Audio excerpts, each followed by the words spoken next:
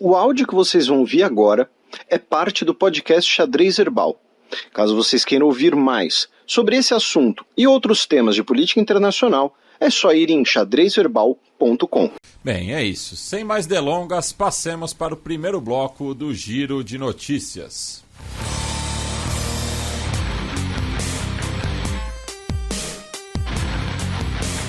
Giro de Notícias.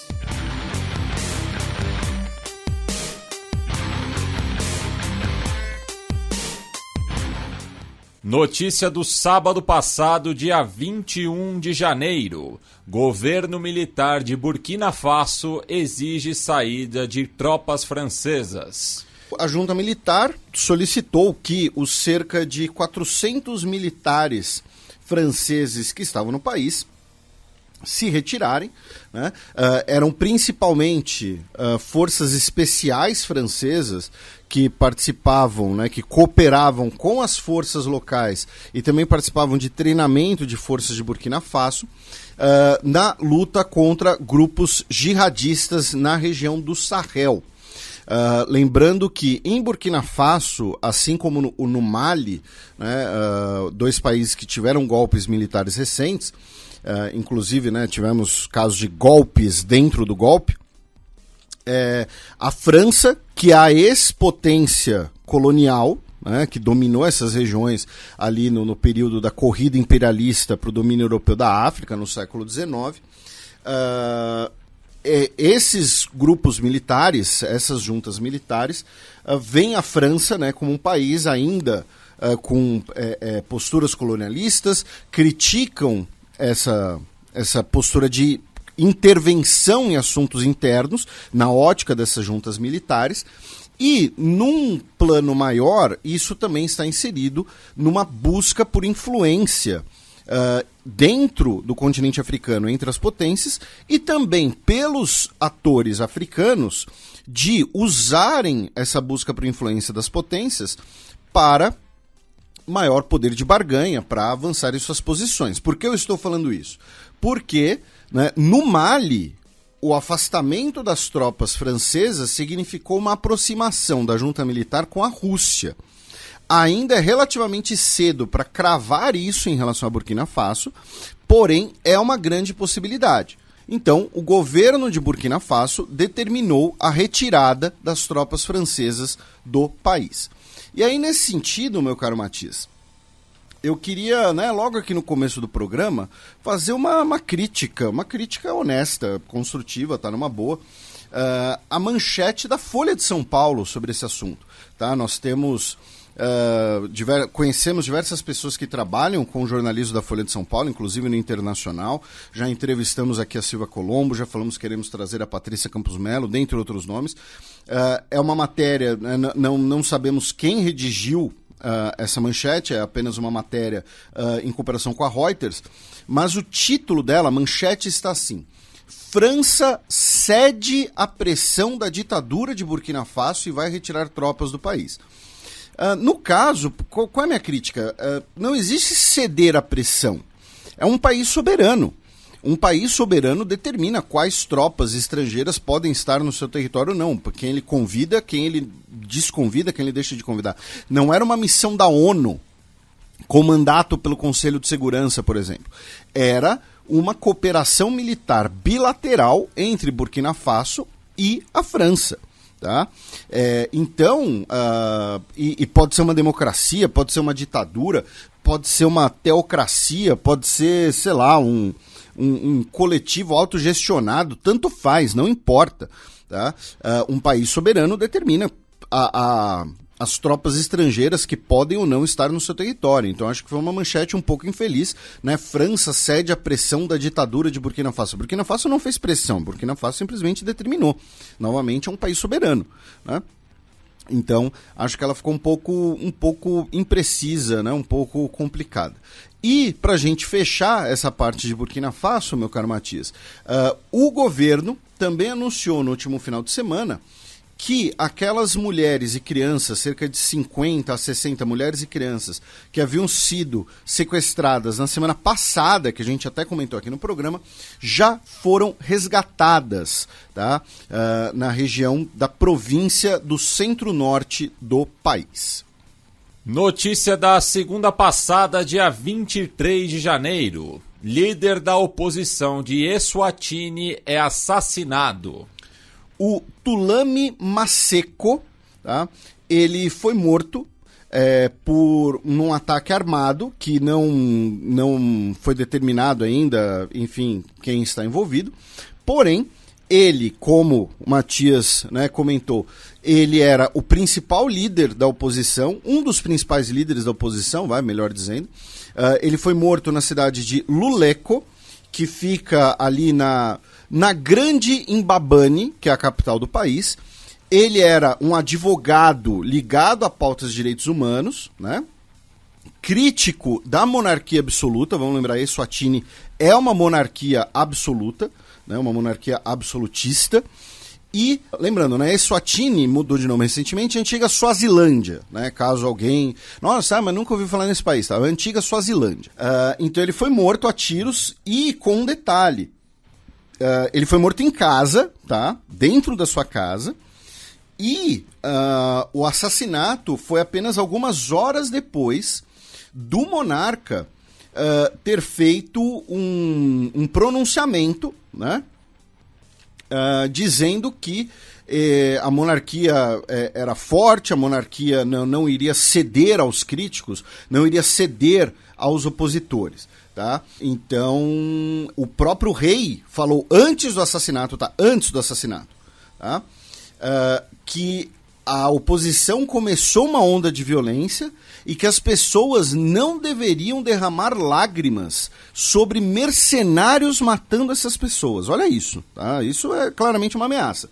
Depois, para deixar o negócio talvez ainda um pouco mais cínico, o governo enviou uma nota de condolências para a família dele. Mas, ao que tudo indica, foi um assassinato político e, né,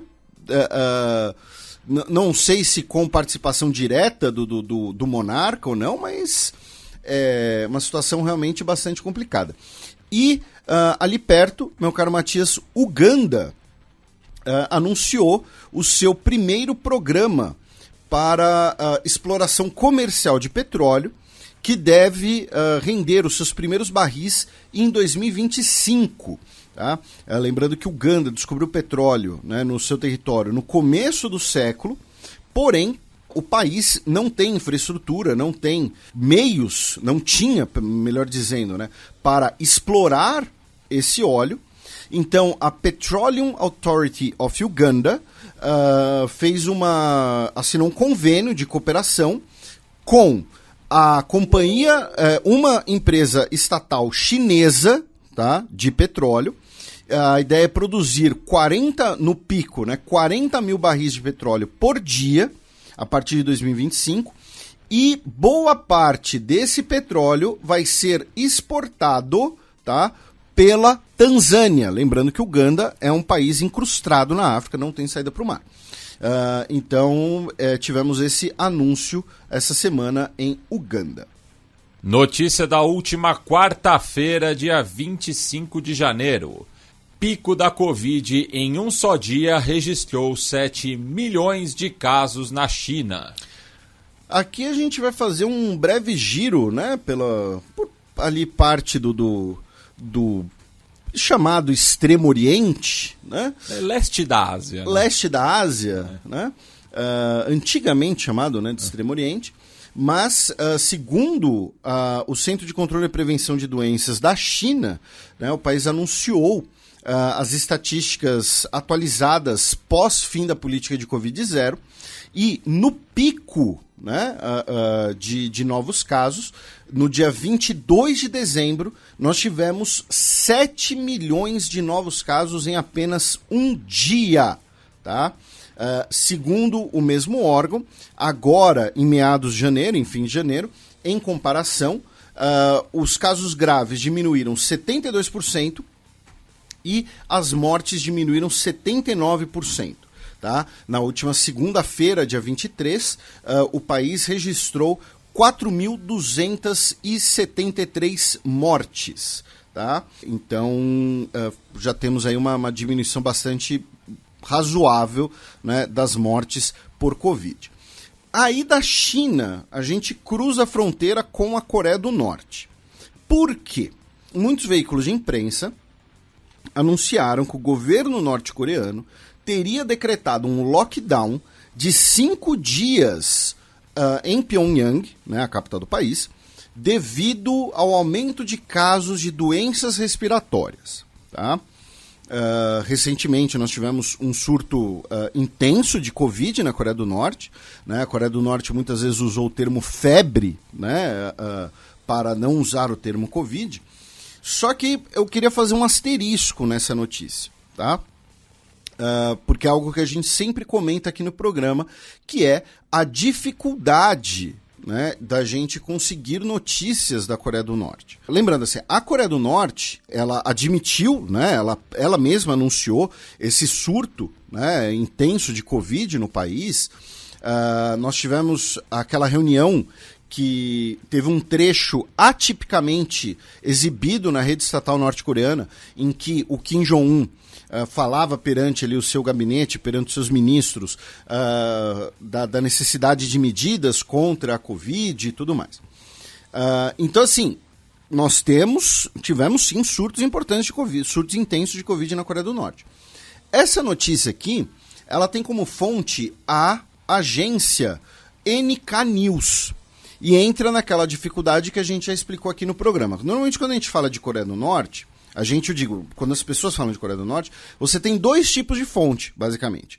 Ou a mídia estatal norte-coreana, ou então veículos, agências da Coreia do Sul ou do Japão, ou então, inclusive muitos deles, no mínimo parcialmente financiados pelos Estados Unidos. Tipo a Rádio Free Asia. Rádio Free Asia, né? E ambos vão ter os seus problemas de credibilidade. Um pró-governo e outro anti-governo. Né? No caso dessas agências baseadas no Japão, na Coreia do Sul, são aquelas que a gente, né, às vezes tira sarro aqui, né? Que Kim Jong-un executa a tia com um poço de cobras venenosas. E aí 6 meses depois a tia dele aparece num concerto em Pyongyang. A Coreia do Norte determina que só pode ter um tipo de corte de cabelo, ou 2 tipos de corte de cabelo. Né? Então, essa notícia vem da NK News, que é uma agência que já teve a sua dose de, vamos chamar de erros para evitar o processinho. Barrigadas. No linguajar jornalístico. Não vamos dizer que foi intencional. Tá? Então, assim, é possível que Pyongyang esteja no lockdown? Mas a fonte dessa notícia não é uma fonte razoável. Tá? É uma daquelas fontes que, inclusive, a gente aqui sempre tenta alertar. Isso não é uma defesa ou uma crítica do regime da Coreia do Norte. É constatar que é muito difícil ter informações sobre a situação, especialmente da Covid, né, sobre a real situação da Covid na Coreia do Norte. Tá? Agora, uma outra notícia, e essa veio justamente pela agência estatal norte-coreana, é que o país anunciou um alerta, tá, de temperaturas, né, pedindo para as pessoas se precaverem. Alertas similares foram emitidos pela prefeitura de Seul, na Coreia do Sul, e pelo governo japonês. Tá? Já que está chegando uma onda, né, de frio vinda da Ásia continental. A mesma onda de frio que já matou diversas pessoas no Afeganistão, a gente vai atualizar esse número mais pra frente, que a gente mencionou semana passada, e que essa semana, não sei se você viu essa notícia, Matias, você viu as imagens, inclusive, a China registrou a sua temperatura mais baixa da história. Uma cidade no norte da China registrou menos 53. Tá? Mano, eu peguei -2 em Montevidéu e já achei meio pesado. É que Montevidéu tem aquele vento que vem do porto. Você precisa usar cerola. Isso, gela seus ossos. Mas assim, -53, tá? Algumas cidades na Península Coreana já registraram -25 e no Japão, alguns serviços ferroviários foram paralisados essa semana devido às temperaturas, tá? E lembrando que a cidade mais fria do mundo, né? Estamos falando de cidade, não povoado, enfim, localidades com esse status, né? É a cidade de Yakutsk, na Sibéria, que lá é tão frio que as pessoas usam a geladeira para a comida não congelar. Meio que daqui a pouco dá a volta, né? As pessoas vão andar sem camisa lá. Ainda na região, infelizmente, tivemos um navio de contêineres, né, que afundou entre a Península Coreana e as ilhas japonesas, tá? 8 pessoas foram resgatadas pelas guardas costeiras da Coreia do Sul e do Japão. Era um navio de bandeira de Hong Kong. Metade da tripulação, boa parte da tripulação era de origem chinesa, porém 9 pessoas ainda estavam desaparecidas. Já no Japão propriamente dita, 2 notícias breves. Uma delas é que mais uma corte determinou o pagamento de uma indenização de milhões de ienes, o que, né, milhões de ienes você pensa, nossa, vai ser uma bolada, mas assim, estamos falando de $170 mil nesse caso. Claro, a gente, né, qualquer um adoraria $170 mil, mas é mais uma daquelas indenizações por esterilização forçada, né, a partir da Lei de Eugenia de 1948, tá? Uma lei eugênica do pós-guerra, inclusive, tá? 2 mulheres foram forçadamente esterilizadas porque elas teriam filhos que poderiam ter risco de maiores doenças, enfim, e cada uma vai receber $170 mil de indenização. E a outra notícia foi que o Kishida Fumio, numa declaração, num discurso essa semana, sessão do parlamento, ele disse que o Japão precisa lidar com a sua questão demográfica, dizendo que o envelhecimento populacional é um risco para a sociedade japonesa e que o país pode deixar de conseguir funcionar se a taxa de natalidade não subir. Notícia de ontem, quinta-feira, dia 26 de janeiro. Premier da Etiópia visita Sudão pela primeira vez desde golpe militar. Isso, ele já havia visitado o país em 2020, quando ele foi recebido pelo Abdallah Hamdok, que na época era o primeiro-ministro transicional para a democracia. Aí tivemos o golpe militar de 2021 e agora ele visitou e foi recebido pelo presidente /general, o Abdel Fattah al-Burhan. Tá? Lembrando que Etiópia e Sudão têm uma relação muito tensa, né? O Sudão supostamente, né, ficou do lado, inclusive, dos rebeldes da região do Tigray recentemente. Principalmente, os 2 países têm posições muito distintas sobre as águas do Nilo, um programa que eu e o Matias, a gente sempre, né, com perdão da autorreferência, mas é um programa que ficou muito legal quando a gente falou da nova barragem etíope, tá? Um programa que já tem alguns anos, tá? Mas enfim, a gente falou sobre o uso das águas do Nilo, sobre outras barragens hidrelétricas pelo rio.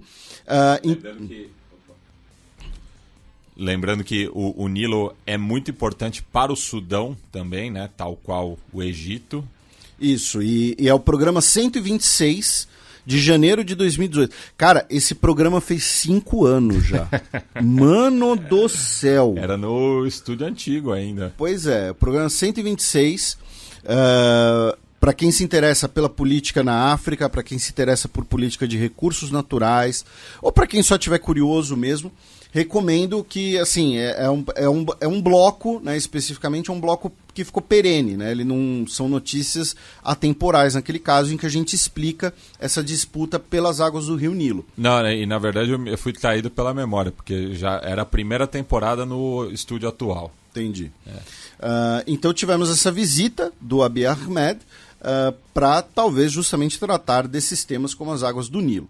Já no Sudão do Sul, meu caro Matias, semana que vem, né, teremos a visita, né, a primeira visita, né, do Papa, no caso o Papa Francisco, né, ao país. Tá? Ele vai visitar Juba, lembrando que o Sudão do Sul é um país de maioria cristã, isso inclusive está na origem da independência do país, a separação do Sudão, e os líderes, né, do Sudão do Sul, inclusive, a negociação entre os dois principais líderes do Sudão do Sul foi mediada pela Santa Sé. Tá?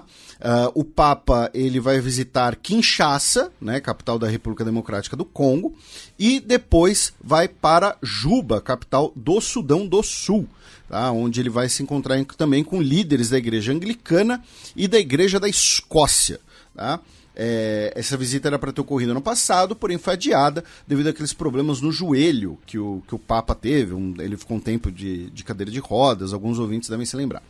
E ainda no chifre da África, para a gente fechar, meu caro Matias, na Somália, o governo dos Estados Unidos anunciou que matou o principal líder do Daesh na região, o Bilal al-Sudani. Tá? Foi morto num ataque de um grupo de operações especiais dos Estados Unidos. Bem, excepcionalmente não teremos a coluna da professora Vivian Almeida nesta semana, então passemos para o segundo bloco do Giro de Notícias. El que siempre acompañaba tus momentos de viudez.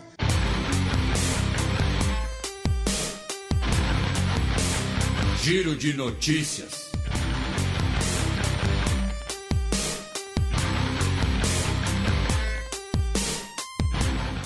Bem, teremos aqui um blocão de notícias de ontem, quinta-feira, dia 26 de janeiro. Avião de combate congolês é atingido por míssil de Ruanda. Ruanda acusa, né, a Força Aérea Congolesa da República Democrática do Congo de ter violado o seu espaço aéreo, né, com um avião de ataque, o Sukhoi 25. Ele foi alvo de um disparo de um míssil antiaéreo. O míssil explodiu perto do avião, danificou ele, porém não foi abatido. Tá? O avião conseguiu pousar e tudo mais. Ruanda disse que foi uma ação defensiva, né, contra a violação do seu espaço aéreo. Lembrando que Ruanda é a principal financiadora do grupo rebelde M23, que opera no leste do Congo. E também... E o espaço aéreo de Ruanda é bem reduzido, né? Pois é. Qualquer erro você... Exatamente. Seria muito mais plausível um avião de Ruanda violar o espaço aéreo dos vizinhos, né? E também na República Democrática do Congo, um ataque das Forças Democráticas Aliadas, que é um grupo que tem sua origem em Uganda, né? E é um grupo jihadista, realizou um ataque dentro da República Democrática do Congo, na vila de Makuve, que deixou pelo menos 24 pessoas mortas, justamente na região de Beni, que a gente já citou aqui algumas vezes. Em Camarões, o jornalista Martinez Zogo foi sequestrado e morto, tá, numa situação extremamente brutal. Ele que era um dos principais denunciadores de casos de corrupção no seu país. Né? Denunciadores, não sei se a palavra está certa, denunciantes, né? Acho que é melhor. Né? Ele repercutiu diversos episódios de corrupção no seu programa de rádio e foi raptado e morto, infelizmente. Na Nigéria, o país anunciou um novo porto de águas profundas em Lagos, tá, financiado pela China, né, o porto de Lekki com 2 Ks, L-E-K-K-I, se não era Lek, né, que nem no Rio de Janeiro. E Lagos, apesar do nome, é uma cidade costeira. Isso, Lagos fica no Oceanos. E o presidente Muhammadu Buhari estava na cerimônia, né? Lembrando que em breve teremos eleições nigerianas. O Buhari, entretanto, não é candidato. Também na Nigéria, um ataque à bomba no norte, né? Na região de Rukubi, tá? Uma região onde o Boko Haram já chegou a operar bastante. Um ataque à bomba deixou 25 pastores mortos. E para a gente fechar esse nosso outro mini giro africano, o Guardian fez uma matéria interessante porque uma DJ keniana, a Emma Nzioka, né, cujo nome artístico é Coco M, ela tem feito diversas denúncias sobre os perrengues dela conseguir se apresentar na Europa, conseguir os vistos e tudo mais, acusando, né, as autoridades europeias de discriminação. E esse é o tipo de acusação que se vê muito em relação a artistas africanos e latino-americanos também, né? De muitas vezes não conseguirem se apresentar em grandes centros, terem problemas em grandes centros. Eu recomendo a leitura da matéria, especialmente para quem for do meio artístico.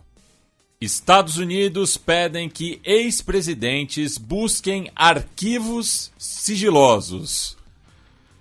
Pois é, o que aconteceu, né?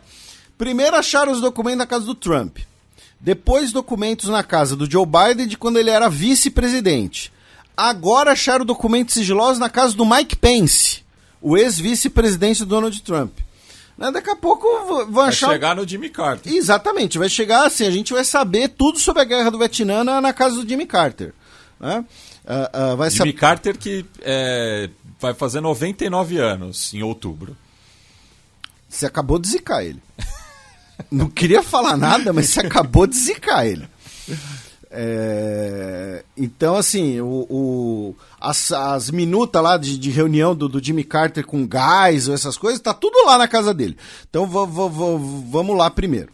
Né? Senão o Matias Spector vai pegar tudo e vai publicar lá. Isso aqui é um elogio pro seu Matias Spector, tá? Antes que alguém queira levar pro outro lado. Então, mas, né, os arquivos nacionais dos Estados Unidos solicitaram que os ex-presidentes e ex-vice-presidentes, né, busquem aí nas suas residências se eles não levaram nada, né, se eles não levaram assim por engano, se não tem umas coisas lá. O Bill Clinton não, Bill Clinton queimou tudo.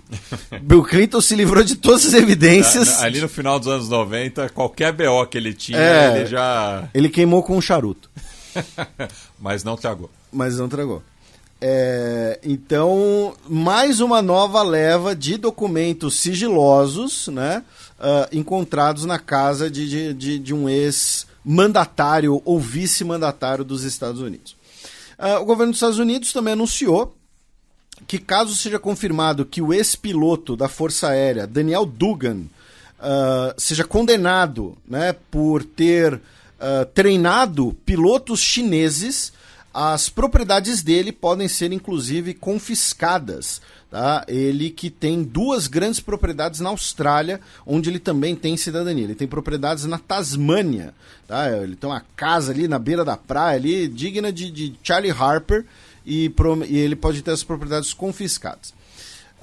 O Jorge Santos, né, o deputado mitômano, ele retificou, né, parte das suas contas de campanha para tentar responder aí pelas doações de $500 mil que estão aí meio esquisitas.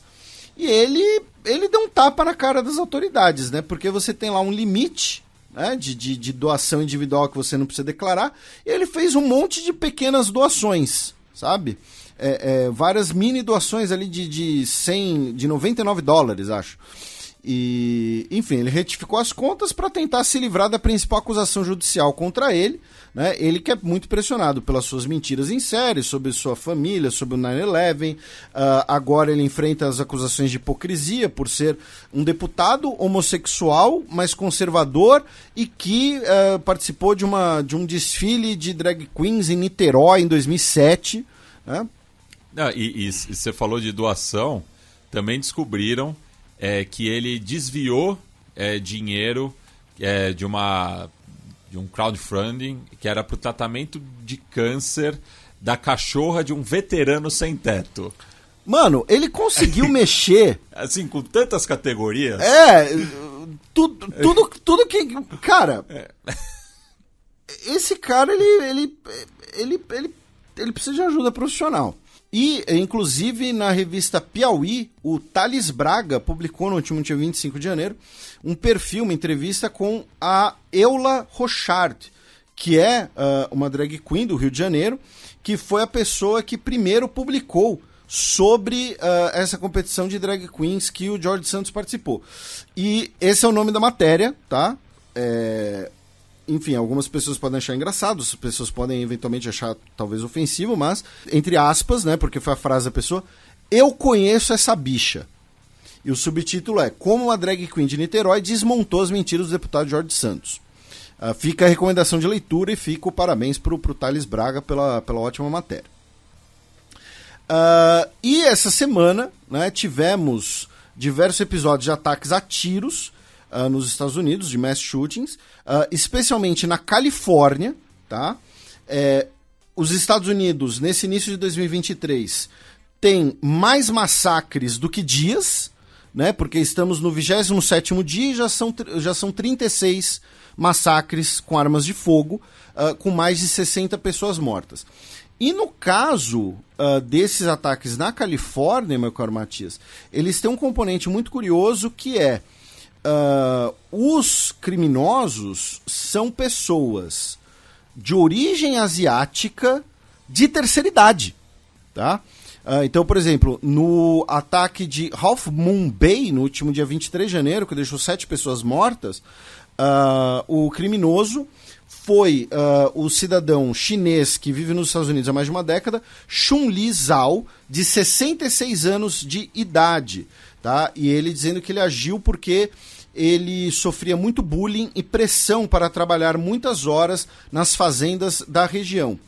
E o ataque de Monterey Park, que deixou 9 pessoas mortas, foi realizado por um homem que nasceu no Vietnã, naturalizado nos Estados Unidos em 1991, chamado Hu Can Tran, de 72 anos de idade. Tá? Então, são perfis atípicos, né, desse tipo de massacre nos Estados Unidos. E falando em violência, infelizmente, hoje, tá, a cidade de Memphis vai soltar o vídeo, né, das câmeras da morte do homem Tar Nichols, um homem negro de 29 anos de idade, que morreu espancado por 5 policiais no início desse mês, 5 policiais negros, inclusive, e vão publicar as imagens das câmeras dos policiais e da câmera das viaturas. Tá? Segundo o prefeito da cidade, segundo o chefe da polícia da cidade, desculpem, o Cerelyn Davis, são imagens que desafiam o sentimento de humanidade. Tá? Então isso deve também colaborar para a discussão sobre polícia, sobre perfil racial nos Estados Unidos, sobre questões raciais, enfim, tem, como eu disse, o elemento de que os policiais são negros. Tá? E para a gente fechar nos Estados Unidos, hoje o Joe Biden anunciou o novo chefe de staff da Casa Branca. Tá? Será o Jeff Zients, substituindo o Ron Klain, que renunciou, dizendo que é necessário uma renovação na liderança. E finalmente, ainda na América do Norte, o Canadá anunciou a Amira El-Gawabi com um posto de consultoria, consultivo, melhor dizendo, né, de aconselhamento. Ela será, então, a consultora para combate à islamofobia dentro do gabinete do Justin Trudeau. Relatório da ONU afirma que cultivo de ópio aumentou desde que militares tomaram o poder em Myanmar. Ava! Pois é, o relatório do Escritório da ONU para Drogas e Crime afirmou que a área de plantio de papoula em Myanmar aumentou 33% de 2021 para 2022. Tá? Se isso, né, 33% é um bom e velho 1/3.